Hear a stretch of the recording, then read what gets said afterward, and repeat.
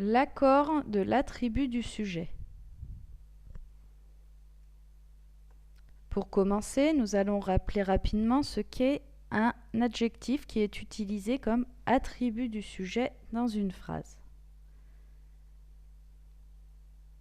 Il faut pour cela que nous ayons un verbe d'état, être, paraître, sembler, devenir, etc.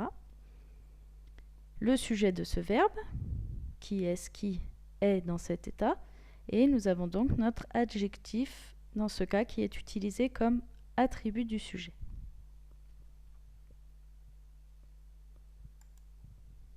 Exemple, la maison semble abandonnée. Abandonner est notre adjectif. Nous voyons ici qu'il est utilisé comme attribut du sujet, car semble est un verbe d'état.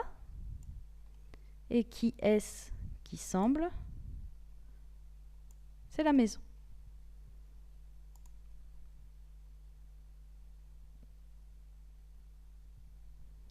On remarque donc qu'il y a un « e » à la fin d'abandonner. Pour cela, on se pose la question de savoir qui est-ce qui semble. C'est donc la maison, féminin. Il faut donc ajouter un « e ».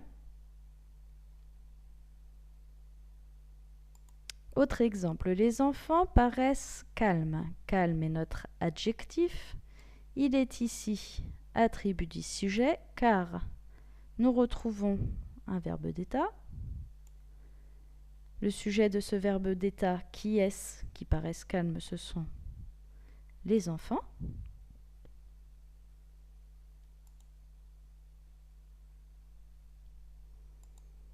Il faut donc mettre un S à la fin de calme, car en se posant la question qui est-ce qui paraissent calmes, ce sont les enfants. Ils sont plusieurs, il faut donc penser à mettre la marque du pluriel.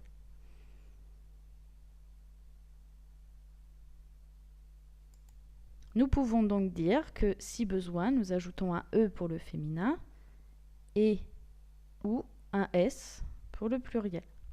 Il peut parfois y avoir besoin des deux. Par exemple, la mer reste agitée aujourd'hui. Notre adjectif est agité.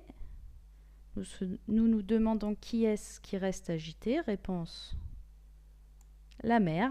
Il faut donc penser à ajouter la marque du féminin.